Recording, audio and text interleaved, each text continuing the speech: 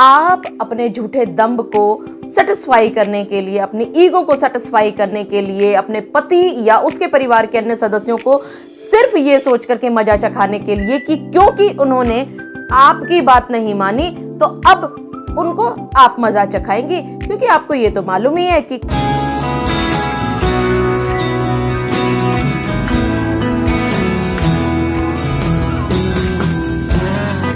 आप सभी ने अक्सर ये महसूस किया है कि जब आपकी पत्नियां झूठा केस करती हैं तो वो ये सोचा करती हैं कि वो क्यों एक केस करें, क्यों ना वो एक से ज्यादा केसेस करें, क्योंकि यही तो सीखा है उन्होंने कि जैसे ही वो इन सारे केसेस का पैकेज आपके ऊपर डालेंगी तो आप दबाव में आएंगे, और जब आप दबाव में आएंगे तो उनकी मन माफिक जो डिमांड है वो पूरी होगी। और ये करते हुए वो एक CAW सेल में केस करने के बाद रुकती नहीं है, बल्कि वो ये सोचती है एक ससुराल की तरफ से, यानी ससुराल के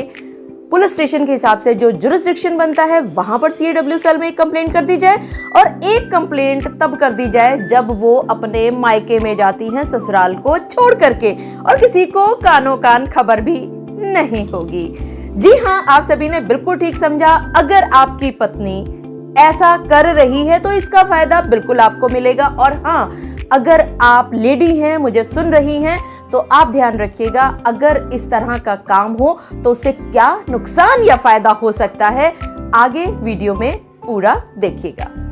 मैं एडवोकेट मोहिनी मोना आप सभी का पुनः स्वागत करती हूं, और आप सभी देख रहे हैं आप सभी का पसंदीदा चैनल मोहिनी मोना एडवोकेट। अगर आपने मेरे इस चैनल को अभी तक सब्सक्राइब ना किया हो या आप मेरे इस चैनल के लिए नए हैं तो इसको जल्दी से जल्दी सब्सक्राइब कर दीजिएगा, ताकि आपको इसी तरह के लीगल इंफॉर्मेटिव वीडियोस की नोटिफिकेशन सबसे पहले मिल सके। अब देखिए होता क्या है, आपने मेरे ज्यादातर वीडियोस में ये सुना होगा कि मैं ये कहा करती हूँ कि पत्नियां अगर झूठा केस करें तो इसका मतलब ये बिल्कुल भी नहीं है, जो कि ज्यादातर लोग जब कमेंट्स लिखते हैं तो उसमें कहते हैं कि मैं फीमेल के अगेंस्ट बोल रही हूँ। नहीं, मैं फीमेल के अगेंस्ट नहीं बोल रही हूँ, बल्कि वो बेचारी लड़कियां जो सताई हुई हैं, कुचली हुई हैं, जो बहुत सारे अत्याचार सहने पर मजबूर है, लेकिन क्योंकि केस की भरमार है कोर्ट के अंदर झूठे, उसकी वजह से जो रवैया होता है कोर्ट का, थानों का, वकीलों का, जजेस का, वो सभी ये होता है कि ये झूठी है। तो अगर लड़की को झूठा मान लिया जाता है, क्योंकि बहुतायत में एक जैसी ही कंप्लेंट सबकी लंबित है, उस झूठा बनने के डर से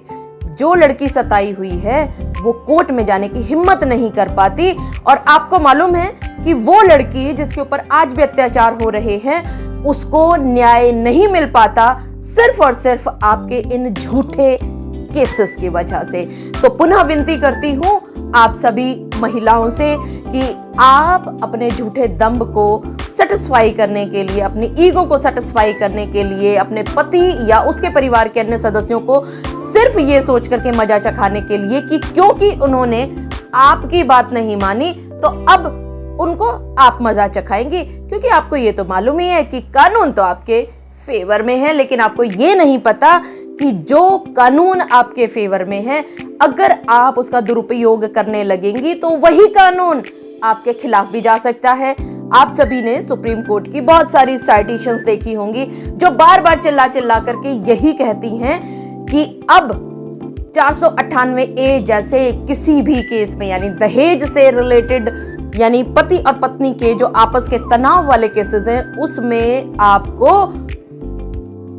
बेल लेने की जरूरत नहीं है, जमानत करने की जरूरत नहीं है। और देखिए नुकसान किसका हुआ, आप लेडीज का ही हुआ ना।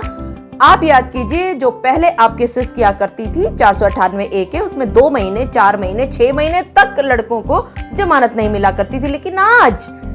सुप्रीम कोर्ट ये कहता है कि जमानत लेने की जरूरत ही नहीं है। बाहर की बाहर जो इंटरिम, जो कहते हैं ना कि बेल लेने की जरूरत है, वो भी आपको लेने की जरूरत नहीं है, क्योंकि आपकी गिरफ्तारी ही नहीं होगी। अगर आपकी गिरफ्तारी का प्रावधान सुप्रीम कोर्ट ने मना कर दिया है पुलिस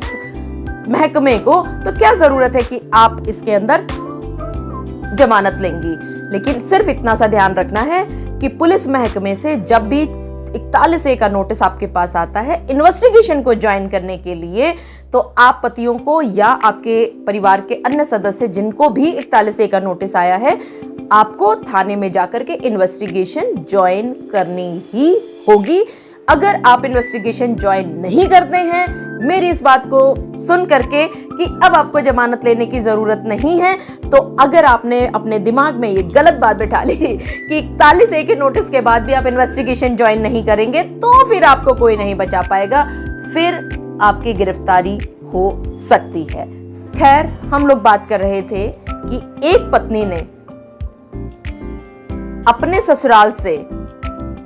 थाने में, यानी कि उसकी ससुराल का जो थाना पड़ता है उस थाने में जाकर के उसने CAW सेल में एक कंप्लेंट लिख दी, और उसमें उसने 2, 4, 5, 7 तो सच्ची बातें लिख दी, और बाकी उसने मनगढ़ंत बातें, कथाएं लिख दी उसके अंदर।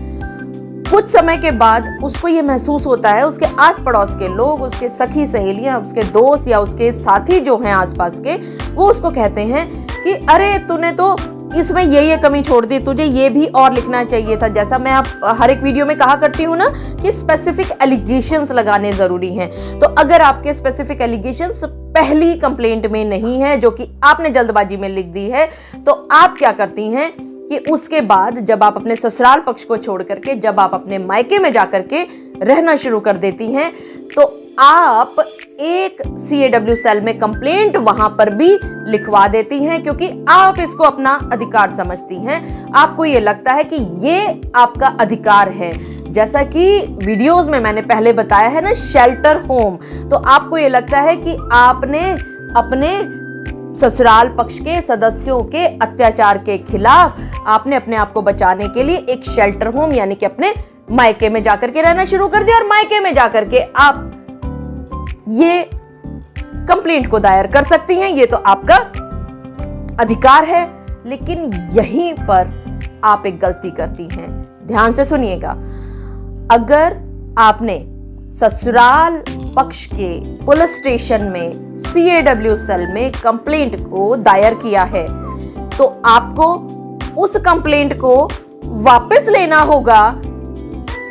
और उसके बाद जब आप मायके में जाएंगी, अगर आप दूसरी कंप्लेंट वहां पर लिखना चाहती हैं, तो आपको पहली वाली कंप्लेंट को वापस लेना होगा।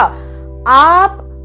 2 पुलिस स्टेशंस में, 3 पुलिस स्टेशंस में सेम कंप्लेंट को नहीं चला सकती। तो ध्यान रखिएगा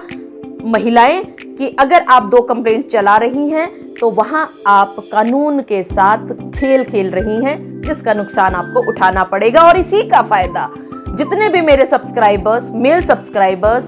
देख रहे हैं, वो सभी पति इस बात का ध्यान रखें, अगर आपकी पत्नी ने